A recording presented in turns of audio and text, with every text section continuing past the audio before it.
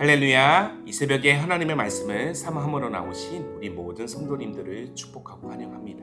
오늘 우리에게 주시는 하나님의 말씀은 욥기 21장 17절부터 34절까지입니다. 본문의 말씀을 제가 봉독하겠습니다. 악인의 등불이 꺼짐과 재앙이 그들에게 닥침과 하나님이 진노하사 그들을 공고하게 하심이 몇 번인가. 그들이 바람 앞에 건불같이 폭풍에 날려가는 겨같이 되었도다. 하나님은 그의 죄악을 그의 자손들을 위하여 쌓아두시며 그에게 갚으실 것을 알게 하시기를 원하노라. 자기의 멸망을 자기의 눈으로 보게 하며 젖는 자의 진노를 마시게 할 것이니라. 그의 달수가 더하면 자기 집에 대하여 무슨 관계가 있겠느냐. 그러나 하나님께서는 높은 자들을 심판하시나니 누가 능히 하나님께 지식을 가르치겠느냐.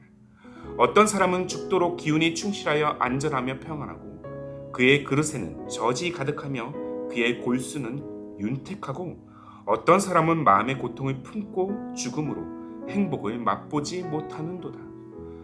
자, 이 둘이 매 한 가지로 흙 속에 눕고 그들 위에 구더기가 덮이는구나. 내가 너희의 생각을 알고 너희가 나를 해하려는 속셈도 아노라. 너희의 말이 귀인의 집이 어디 있으며 악인이 살던 장막이 어디 있느냐 하는구나. 너희가 길 가는 사람들에게 묻지 아니하였느냐? 그들의 증거를 알지 못하느냐? 악인은 재난의 날을 위하여 남겨둔 바 되었고 진노의 날을 향하여 끌려가느니라. 누가 능히 그의 면전에서 그의 길을 알려주며 누가 그의 소행을 보응하랴. 그를 무덤으로 메어가고 사람이 그 무덤을 지키리라.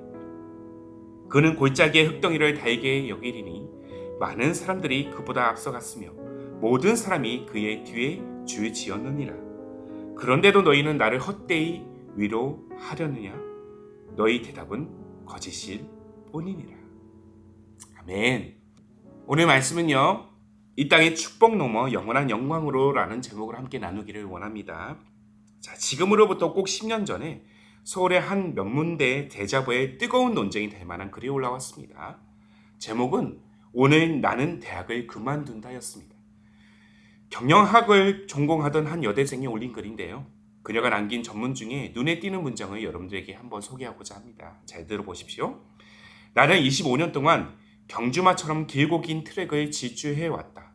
우수한 경주마로 함께 트랙을 질주하는 무수한 친구들을 제치고 넘어뜨린 것을 기뻐하면서 또한 나를 앞질러 달려가는 친구들 때문에 불안해하면서 그렇게 소위 명문대 입학이라는 첫 관문을 통과했다. 그런데 이상하다. 더 거세게 나를 채찍질을 해봐도 다리 힘이 빠지고 심장이 뛰지 않는다. 자, 그녀의 말에 많은 학생들이 공감을 표시했고요. 지금도 대학가에서 그녀가 남긴 대자보의 내용들이 회자되고 있습니다.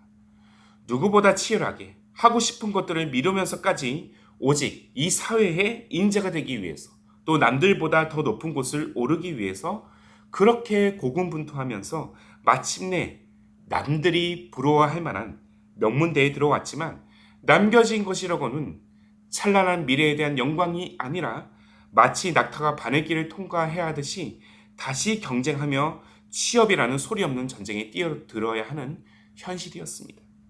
그저 공부만 열심히 하면 명문대에 진학하기만 하면 모든 길이 탄탄대로일 줄만 알았는데 그렇지 않은 현실을 보면서 또한 대학이 대학으로서의 기능을 제대로 발휘하지 못하고 취업을 위한 부속품으로 전락하게 된 현상을 지금 그녀의 글을 통해서 꼬집고 있다는 거예요. 요즘에 이 명문대에 진학한 젊은이들이 대자보나 온라인 커뮤니티에 올리는 글들을 보면 참 그 내용이 심상치가 않습니다. 아무리 공부를 열심히 해서 좋은 대학에 가도 소용이 없다라는 거예요. 취업이 보장된 것도 아니고 여전히 넘어야 할 관문이 수두룩한 반면에 자기만큼 최선을 다하지 않은 것 같은데 많은 젊은이들이 대학을 포기하고 일찌감치 사회에 뛰어들어서 기업을 세우고 여러 수완을 통해서 수많은 이익을 남기는 성공 사례들을 지금 SNS상에서 여지없이 목격하고 있기 때문이에요. 이로 인해서 많은 대학생들은 대학을 다녀도 사회적으로 상대적인 박탈감에 시달리고 있다는 이야기들이 지금 자주 등장하고 있습니다. 공부 열심히 하면 뭐하냐는 것이죠. 공부 안 해도 엄청난 성공을 거둔 이들이 많아지고 있는 현상은 지금 대학가에 큰 좌절을 남기고 있습니다. 자, 어쩌면 욥의 인생도 자신이 처한 상황만 놓고 보면 상대적인 박탈감을 경험하고 있는지도 모르겠습니다. 욥은 누구보다 의로운 삶을 추구하고 의로운 인간이 되고자 정말 치열하게 삶을 살아왔기 때문이에요. 그런데 그에게 남겨진 현실은 무엇입니까? 참혹한 고난이에요. 냉랭해 보이기만 한 자신을 향한 하나님의 외면입니다.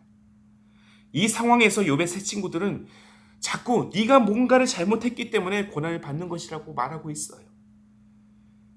그래서 욥은 억울해요. 아무리 털고 털어보아도 자신이 뭘 잘못했는지를 도무지 모르겠습니다. 자, 세 친구들의 지적에 분개한 욥은 그들이 고수하는 이 인과응보의 원칙만으로 인생을 판단할 수 없다면서 그의 의견들에 적극적으로 반박하고 있습니다. 자, 17절을 보시면 악인의 등불이 꺼짐과 재앙이 그들에게 닥침과 하나님의 진노가 그들에게 진노하심이 도대체 몇 번인가를 다시 한번 되묻습니다. 자, 이것은요, 지난 본문 18장 5절에 기록된 빌닷의 의견이죠. 악인의 빛은 꺼지고 그의 불꽃은 빛나지 않을 것이라는 이 친구의 주장에 지금 전면으로 반박하고 있는 장면입니다. 자, 오히려 욥은 이렇게 주장합니다. 악인은 평생 아무런 고통도 없이 평안하게 살 수 있는 반면에 평생 고난의 문제와 씨름하는 의인의 인생도 있다고. 그래서 고난은 꼭 인간이 악을 저지른 결과물이 아님을 그는 재차 강조하고 있습니다. 자신이 현재 왜 고난을 받아야 하는지는 도무지 알 길이 없고 자신이 어떤 죄악을 저질렀는지는 아무리 생각해봐도 없다라는 겁니다.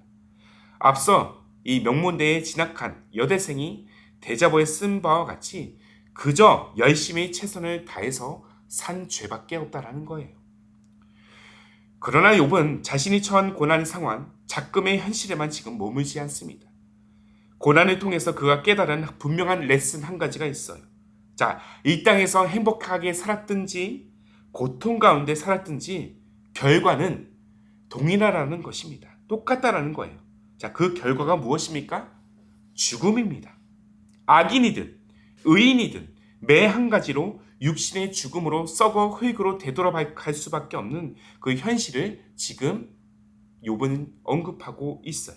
자, 본문 23절부터 26절까지 다시 보겠습니다. 어떤 사람은 죽도록 기운이 충실하여 안전하며 평안하고 그의 그릇에는 젖이 가득하며 그의 골수는 윤택하고 어떤 사람은 마음의 고통을 품고 죽음으로 행복을 맛보지 못하는도다. 자, 이 둘이 매 한 가지로 흙 속에 눕고 그들 위에 구더기가 덮이는구나.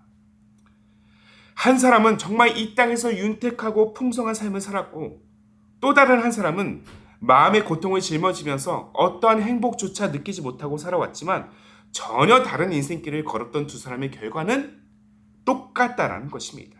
바로 죽음이라는 것이죠. 때문에 우리는 인생에 관하여 그 결과물에 대해서 쉽게 단정해서는 안 돼요. 잘 먹고 잘 사는 것이 인생의 축복이 될 수는 있어요. 심판의 결과가 될 수는 없습니다. 그러나 마찬가지로 평생 초라하게 사는 것이 인생의 고난이 될 수는 있어도 그것이 심판의 결과라고 말할 수 없는 것입니다. 자, 우리가 분명히 기억해야 될 사실은 하나님을 믿는 인생, 바로 의인의 고난은 순금 같은 믿음으로 나아가기 위한 연단의 과정이라는 것입니다. 현재 우리가 직면하고 있는 고난의 문제들은 하나님의 궁극적인 심판의 결과물이 될 수 없습니다. 현재의 고난은 결과가 아니라 우리가 더 정금 같은 믿음으로 나아가기 위한 과정이라는 것이죠. 사도 바울은 이렇게 말하지 않습니까? 현재의 고난은 장차 우리에게 나타나는 영광과 좋게 비교할 수 없도다. 즉 고난은 곧 우리에게 역사하실 상상할 수 없는 하나님의 영광을 지금 바라보게 합니다. 그래서 그리스도 안에 있는 의인은 현재의 삶이 고단해도 영원히 빛나는 삶을 소망할 수 있다는 거예요. 그러므로 사랑하는 성도 여러분, 저는 우리 모두가 현재 직면하는 이 고난의 문제로 인해서 하나님을 향한 믿음이 흔들리지 않기를 간절히 소망합니다. 혹여나 나의 잘못으로 고난이 찾아왔다는 마음도 여러분들 내려놓으시기 바랍니다. 어떤 이들은 이렇게 말합니다. 자, 믿는 자들이 저렇게 어떻게 힘들게 근근히 사는 걸 봐봐. 예수 믿어봤자 아무런 소용이 없어. 이렇게 냉담 어린 말에 여러분들 좌절하거나 그 말에 귀를 기울이지 마십시오. 물론 믿는 자로서의 본을 보이기 위해서 이 땅에서 우리는 의로운 삶을 늘 추구해야 됩니다. 그러나 잊지 말아야 할 한 가지 사실은 우리의 최종 목적지는 이 땅이 아니라는 것입니다. 이 땅의 축복 넘어서 우리에게는 영원한 영광이 주어졌습니다. 아멘이십니까? 그리고 이 영광은 반드시 우리에게 도래할 것입니다. 죽음 넘어 나타날 영원한 영광임을 기억하고 또한 고난 중에도 영원한 영광을 소망하면서 오늘도 믿음으로 나아가는 우리 모두가 되기를 주님의 이름으로 축복합니다. 아멘이십니까? 이 땅의 축복을 넘어서 영원한 영광을 소망하며 오늘도 흔들리지 않은 믿음으로 끝까지 이 믿음의 발걸음을 함께 옮기는, 그렇게 함께 믿음의 동행길을 나아가는 그러한 여정이 되기를 주님의 이름으로 축복합니다. 아멘. 함께 기도하겠습니다. 살아계신 하나님, 때때로 우리의 인생을 바라보면 원인조차 알 수 없는 고난과 고통의 문제로 신음할 때가 있습니다. 한 치 앞도 내다보지 못한 채 그저 답답한 발걸음을 내딛어야 할 때가 한두 번이 아닙니다. 예수 그리스도를 믿어 하나님의 자녀가 되었다고는 하지만 이 땅에서 잘 먹고 잘 사는 사람들을 볼 때 나의 열심과 신앙이 때때로 헛된 가치로 여겨질 때가 있음을 또한 고백합니다. 그럼에도 우리 연약함을 품어주시는 하나님 아버지, 바울의 고백과 같이 나의 약함이 하나님의 강함임을 오늘 다시 믿음으로 선포합니다. 하루에 몇 번이고 주어진 이 고난의 상황으로 인해서 늘 넘어지지만 우리 인생이 소망이 있는 것은 주어진 현실을 넘어서 죽음을 넘어서 영원한 영광이 또한 우리에게 주어졌기 때문입니다. 오늘 하루도 우리 모두가 영원한 영광을 위하여 사는 인생이 되게 하여 주시옵소서.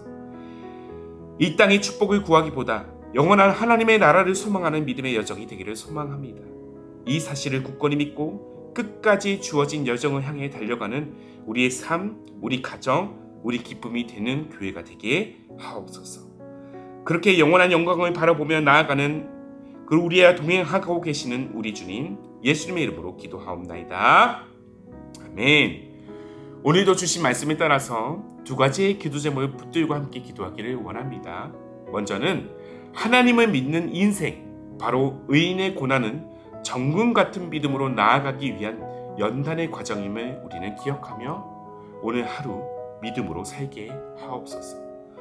한 걸음 더 나아가 이 땅의 축복이 아닌 영원한 하나님의 나라를 소망하는 믿음의 여정이 되기를 우리가 구하면서 다시 고난의 자리를 털고 일어서는 우리의 삶과 가정과 기쁨이 되는 교회가 되게 하옵소서. 이 두 가지의 기도 제목을 함께 우리가 마음으로 고백하면서 기도로 하루의 삶을 열어가기를 소망합니다. 함께 마음을 다해 기도하겠습니다.